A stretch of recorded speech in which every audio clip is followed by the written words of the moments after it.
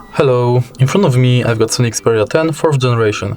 In this video I'll show you how to use Google Assistant on lock screen.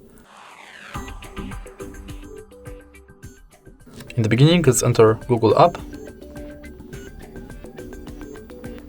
Tap button in the top right corner and go to Settings. Enter Google Assistant. Go to Voice Match